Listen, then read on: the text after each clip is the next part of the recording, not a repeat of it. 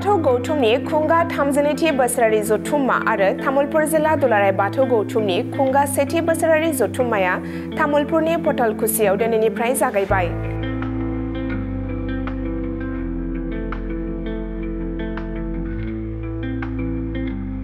तामुलपुर जिल्लानि बेन्दोंआव थानाय पथलकुसि, दारकुसि माइनाव फोथाराव एप्रिल दाननि 4, 5 आरो 6 खालाराव सानथामनि हाबाफारि लानानै खुंजागोन दुलाराय बाथौ गौथुमनि खुंगा 32थि बोसोरारि जथुम्मा आरो तामुलपुर जिल्ला दुलाराय बाथौ गौथुमनि खुंगा 1थि बोसोरारि जथुम्मा।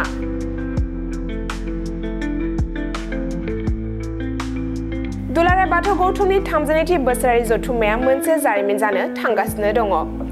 बाथौ धोरोमखौ फोजौखांनाय आरो मुलुगनां दरबाराव दिन्थिफुंनाय थांखिजों धोरोमारि आरज गाबनायजों लोगोसेनो बायदि रोखोमनि गोबां हाबाफारि लानानै बे जथुम्माखौ गाजा गोमजायै खुंनो थि खालामदों। बे दुलाराय बाथौ गौथुमनि 32थि बोसोरारि जथुम्मायाव बाथौ धोरोमनि माखासे गोनांथार आयदाखौ लानानै गुवारै सावरायनाय जागोन। बे हाबाफारिजोंनो लोब्बा लाखिनानै फैगौ एप्रिल दाननि 6 खालार खालि मोनसे गेवलां मेल खुंनाय जागोन, जेराव गाहाय आलासि महरै बाहागो लाफैगोन आसामनि गिबि मन्थ्रि डक्टर हिमन्त बिश्व शर्मा। बे हाबाफारियावनो बिटिआरनि गाहाय खुंगिरि प्रमद बर'जों लोगोसे गोबां बर'नि दैदेनगिरिफोर आरो 30,000निबो बांसिन बाथौ सिबियारिफोरा बाहागो लाफैगोन होननानै खुंफुं आफादा फोरमायदों।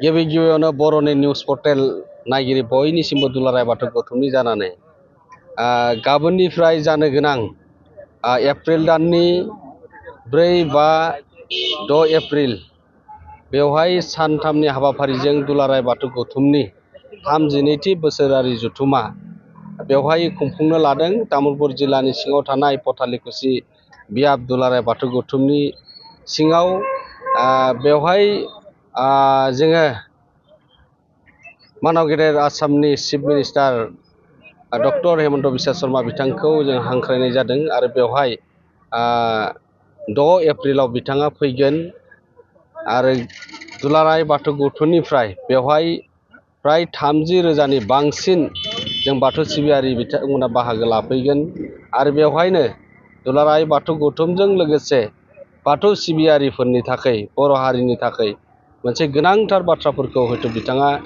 फोसावलांगोन आरो खामानि मावनो थाखाय धोरोमारि बिथिङाव जौगाहोनो थाखाय बिथाङा दुलाराय बाथौ गौथुमजों आरो धोरोमारि बिथिङाव जौगाहोनो थाखाय आसाम गभर्नमेन्ट आरो बिटिआर गभर्नमेन्टनिफ्राय जाबायदि हेफाजाब होबोबाय थादों बेखौ बे खालि रायजो राजाफोरनि सिगाङाव बुंफ्रुगोन आरो दुलाराय बाथौ गौथुमा बे सानथामनि हाबाफारियाव गोनां हाबाफारिखौ लानानै थान्दै मेलाव सावरायनाय जागोन।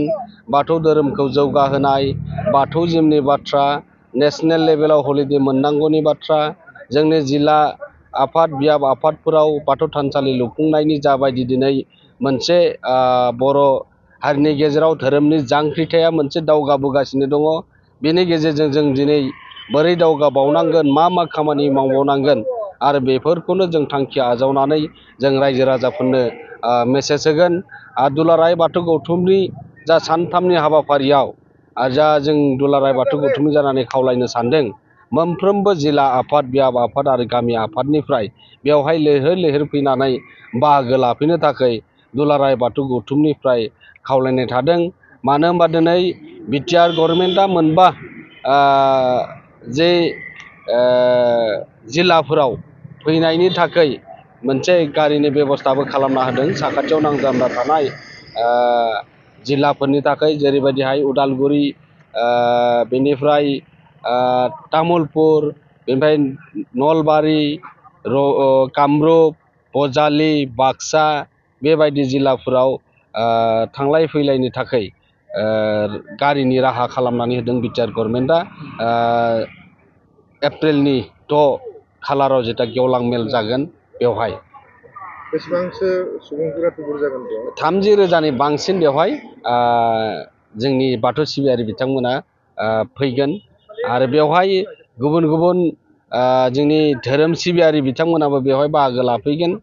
जों मिथिनो मोननाय बायदिब्ला बेहाय गासै आरो जों खावलायखादोंनो गासै दिनै बाथौनि गेजेराव गोबां आफादफोर दङमोन जों जथायै बे हाबाफारिखौ आरो बे दिनैनि बे सानथामनि हाबाफारिनि बे गेवलां मेलनि गेजेरजों जोङो बाथौ सिबियारि रायजो राजा बिथांमोननो जों फोसावनो सानदों जे बाथौआ दिनै खौसेयै दिनै मुलुगनां खालामनो थाखाय खामानि मावगासिनो दं आरो बेखौ बे गेवलां मेलनि गेजेरजों रायजो राजा बाथौ सिबियारि बिथांमोना मोनथिलांगोन। जों मोनफ्रोमबो आफादनिफ्राय जों आफादगिरि नेहाथारि आरो क'अर्डिनेशन कमिटिनि मासिगिरि जों बिथांमोनखौबो हांख्रायनाय जादों।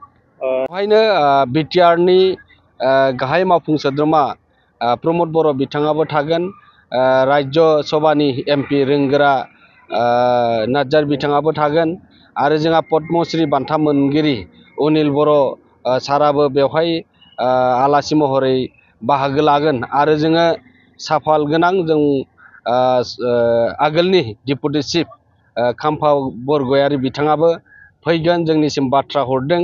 बिथाङा दिनै जोंनि बाथौनि जा जथुमा बेवहाय बाहागो लाफैगोनखौ रोखा खालामदों आरो बेबायदिनो गोबां जोंनिफ्राय धोरोम सिबियारिजों लोगोसे जोंनि सानसुमै बिथांमोनाबो बे जथुमायाव बाहागो लाफैगोनखौ फ्राय रोखा खालामदों। बिथांमोना फैगोन बेनिखायनो जोङो राव धोरोम बासियालाखिनो जोंनि बे बर' समाजनिनो जोङो बर' हारिनिनो थाखायनो बे जथुमाया जादों। जों बाथौ सिबियारिब्लाबो जों बे ओनसोलनि रायजो राजा राव थुनलाइ बासियालासिनो जोङो बेहाय खावलायदों आरो बिथांमोनाबो बाहागो लाफैदों आरो दुलाराय बाथौ गौथुमनि जानानैबो जाहाथे बै गेवलां मेलखालि लैहोर लैहोर फैनानै जोंनि बे सानथामनि हाबाफारिखौ जाफुंसार खालामहोफैनो थाखाय दुलाराय बाथौ गौथुमनिफ्राय खावलायहरनाय जादों। नंगौ, जोंनि माने एप्रिल दाननि 4, 5, 6 बे सानथामनि हाबाफारिखौ लानानै दुलाराय बाथौ गौथुमा गौथुमनि 32थि बोसोरसालिया जथुमा आरो तामुलपुर जिल्ला दुलाराय बाथौ गौथुमनि सेथि बोसोरसालिया जथुमाखौ नैबे पटालिकुसि दारकुसि तामुलपुर जिल्लानि सिङाव बेखौ खुंनो लादों आरो बे खुंनो लानायखौ जों तामुलपुर जिल्ला दुलाराय बर' फरायसा आफादनि जानानै जोङो बरायदों। मानोना नैबे बोसोरसालि जथुम्माया जोंनि जिल्लायाव बे मोनसे जारिमिनारि मोनसे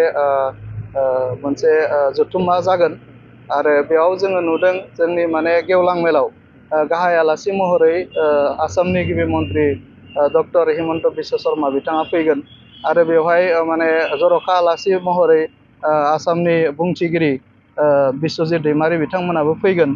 दा गासै जोंनि गाहाय आलासिनिफ्राय लानानै जर'खा आलासि बिथांमोनखौ जोङो जिल्लानि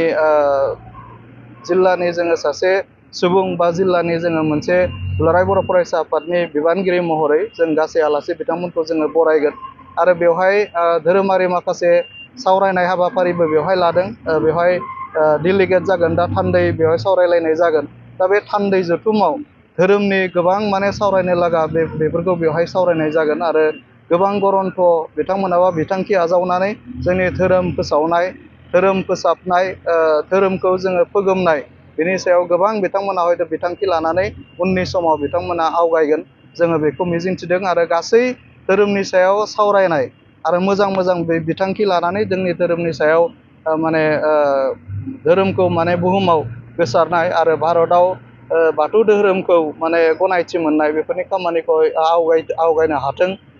नैबे जथुम्मानि गेजेरजोंनो जोङो बेखौ हास्थायगोन आरो नैबे 32थि बोसोरसालिया जथुम्मा दुलाराय बाथौ गौथुमनि बे जथुम्मायाव जोङो आसाम नाङैनो जेसेबां जोंहा बर' फिसाफोर दङ गासैबो फैनानै बेवहाय बाहागो लाफैदों। जोङो साफ्रोमबो बर' फिसाफोरखौ जोङो नैबे जथुम्मायाव दुलाराय बर' फरायसा आफादनि जानानै आरो बाथौ गौथुमनि जानानै जोङो साफ्रोमबो बर' फिसाफोरखौ जोङो बरायो आरो बेनि गेजेरजों जोङो धोरोमनि सायाव जों माखासे गियान, धोरोमनि गेजेरजों जोङो जिहेथु सोद्रोम समाज, सोद्रोम सुबुं जोङो दाफुंनानै लानो हायो। दा बे खामानिखौ जों नैबे जथुम्मानि गेजेरजों जोङो बयबो माने सोलोंथाइ लानायनि गेजेरजों बेखौ जोंनि जिउआव बाहायो। थाखो 5 आरो मेट्रिक आनजाद उथ्रिसार जागोन फरायसाफोरनि थाखाय गोजोनथाव रादाब। गोनांथि आरो मोजां खाबुफोरखौ लानानै गुन गोनां सोलोंथाइ होनो नोंथांमोनखौ नेनानै दङ बड'लेण्ड स्टार एकाडेमि क'क्राझारआ। 2024 इं मायथाइयाव क'क्राझार थिथागुरि समबाय मावख'नि साखाथियाव गोदानै गायसनजानाय बड'लेण्ड स्टार एकाडेमि क'क्राझाराव 2025-2026 सोलोंथाइ बोसोरनि गोदानै मुं थिसननाया सोलिगासिनो दङ। बड'लेण्ड स्टार एकाडेमियाव 6 थाखोनिफ्राय 9 थाखोसिमनि फरायसाफोरा बर' बिजोङाव आरो 11 थाखोनिफ्राय 12 थाखोसिमनि फरायसाफोरा बर' बिजों आरो इंराजि बिजोङाव मुं थिसननो हागोन। बेनि थाखाय आर'ज बिलाइ आरो फान्डुलिपि बिलाइगासिनो दङ। 11 थाखोनिफ्राय 12 थाखोसिमनि फरायसाफोरनि थाखाय आखा-फाखा आरो रोंगौथि गोनां फोरोंगिरिफोरखौ लानानै साइन्स, कमार्स एन्ड आर्टस मोनथाम स्ट्रिमनि सायाव फरायसाफोरखौ गुन गोनां सोलोंथाइ होनानै बायदि बिथिंजों सोरगिदिं जौगाखांनाय लाबोनो साखाफारा क'क्राझारनि थिथागुरियाव थानाय Bodoland star academia. Bodoland star एकाडेमियाव मुं थिसननोब्ला बाङाइ बेसेनाव मुं थिसननायनि गेजेरजोंनो फरायसाफोरा गाहायाव होनाय माखासे खाबुफोरखौ मोननो हागोन। इंराजि सोलोंनायनि खाबु, साखोन-सिखोन थाखो खथा, बिजाब बाख्रि, BPL थाखोनि फरायसा-फरायसुलिफोरनि मुं थिसननायाव 20% मासुल रेहाय होनाय। बेजों लोगोसेनो नोंथांमोनहा JEE नीट आनजादनि थाखाय बेसेन नाङै फोरोंथाय, मान्थलि मक टेस्ट, जिउ राहा दानाय बायदि गियानलु आयदाफोरनि उफ्रा सोलोंफारिफोरनि खाबुफोरखौ मोननो हागोन। हौवासा आरो हिन्जावसाफोरनि थाखाय मुलाम्फा गोनां मोजां जामुं आरो मोजां थाग्रा खथानि खाबु गोनां हस्टेलनि खाबुफोरखौबो मोननो हागोन। बिदिब्ला गोबाव खालामाजासे नोंथाङाबो बड'लेण्ड स्टार एकाडेमियाव थाबैनो मुं थिसननायनि थाखाय सुलाद लादो। आबुङै मिथिनो थाखाय जानबुं अनजिमा 6000349997 एबा 7638008149 एबा 6003494371 आव फोनांजाब खालामदो।